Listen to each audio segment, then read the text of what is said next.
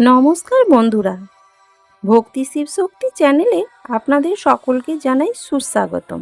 আজকে আমরা আলোচনা করব শিব পার্বতীর অলৌকিক বিবাহ ও মহাদেবের বড়যাত্রা এবং দেবলোকের মহোৎসব নিয়ে।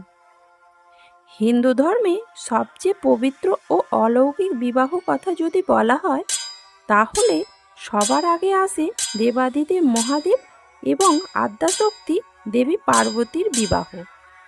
কিন্তু এই বিবাহ এত সহজ ছিল না। তপস্যা, পরীক্ষা, ভালোবাসা আর অলৌকিক ঘটনার মধ্য দিয়ে সম্পন্ন হয়েছিল এই মহাবিবাহ। আজকের ভিডিওতে জানাবো কিভাবে শুরু হলো তাদের প্রেম কাহিনী, কেন দেবতারা চেয়েছিলেন এই বিবাহ, আর কেমন ছিল মহাদেবের এই আশ্চর্য বরযাত্রা। পূর্বজন্মে দেবী সতী ছিলেন শিবপত্নী। দেবী সতী তার পিতা দক্ষরাজের অমতে বিবাহ করেছিলেন শিবকে।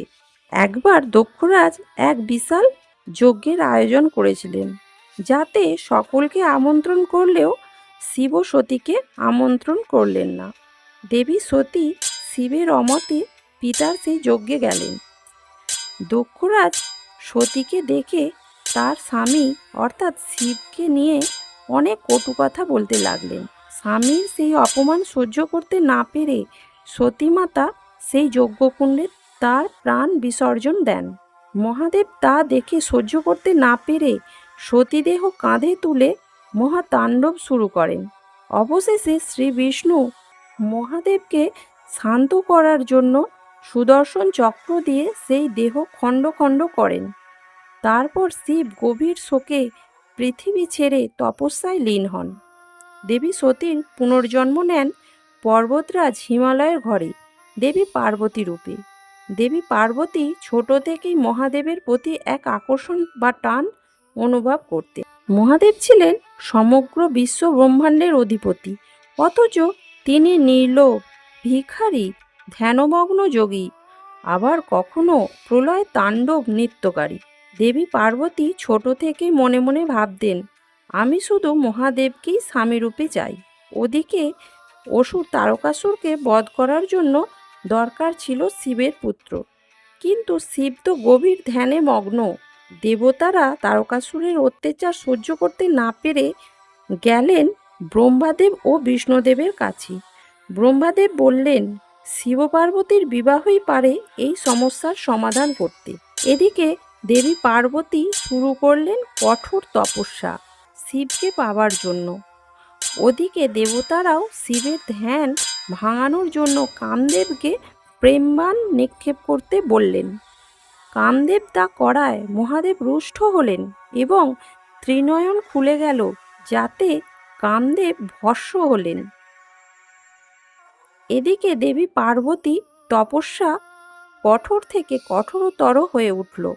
বরফের পাহাড়ে অনাহারে এক মনে ওম নমঃ শিবায় মন্ত্র জপ করতে লাগলেন। শিব তার ভক্তি পরীক্ষা করতে ব্রাহ্মণের রূপ নিলেন। ব্রাহ্মণ রূপে শিব বললেন, মহাদেব তো ভিখারি, শ্মশানে থাকেন, তাকে কেন চাও? পার্বতী দৃঢ়ভাবে উত্তর দিলেন, তিনি আমার প্রভু, আমার প্রাণ, আমি তাকেই বিবাহ করতে চাই। শিব তখন আসল রূপ প্রকাশ করলেন, বললেন, পার্বতী, আমি তোমার ভক্তিতে সন্তুষ্ট। অবশেষে ঠিক হলো বিবাহের দিন। কিন্তু বরযাত্রা দেখে তো সবাই অবাক। শিব এলেন গায়ে ভস্ম, গলায় সাপ, বাঘছাল পরে, ষাঁড়ের পিঠে চড়ে, সঙ্গে ভূত পেত গণ।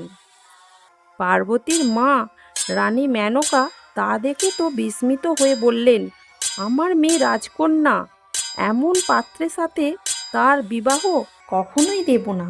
তখন শ্রীবিষ্ণুর অনুরোধে শিব সুন্দর রূপ ধারণ করলেন, চন্দ্রশেখর সেই রূপ।